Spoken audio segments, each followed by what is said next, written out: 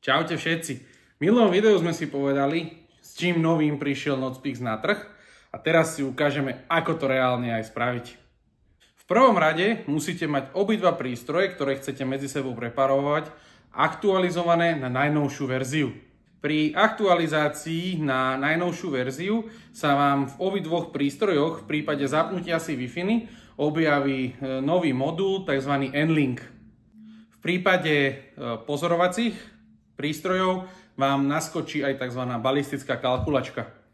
V prípade, že máme prístroje aktualizované, balistickú kalkulačku nastavenú, dané prístroje si musíme prepárovať. Prepárovanie spravíme tým spôsobom, že na zameriavacom prístroji si nastavíme Wi-Fi a na pozorovacom, v ktorom máme samozrejme zabudovaný diaľkomer, si nastavíme Wi-Fi, ale N-Link. V prípade, že klikneme na ten N-Link, vyskočí nám tabuľka a prístroje sa automaticky prepárujú, čiže sa nám spoja.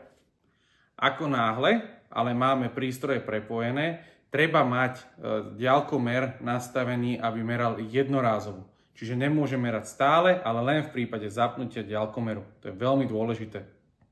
Takže prístroje máme prepárované, puškohľad máme nastrelený.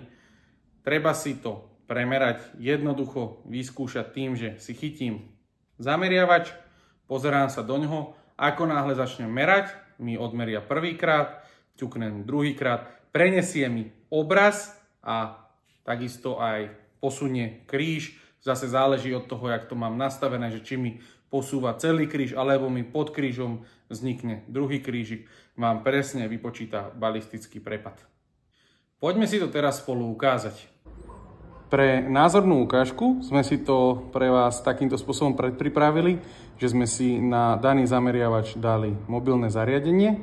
Čiže ja mám teraz prístroje prepárované už a idem si namerať vzdialenosť.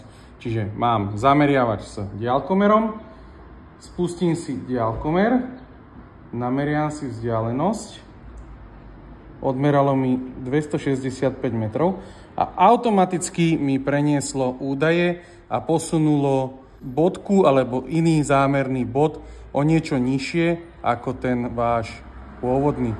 Čiže máme to aj reálne vyskúšané. V prípade naozaj, že vás to zaujalo, budeme radi, ak sa u nás zastavíte a vieme vám to aj názorne ukázať. Ďakujem, čaute.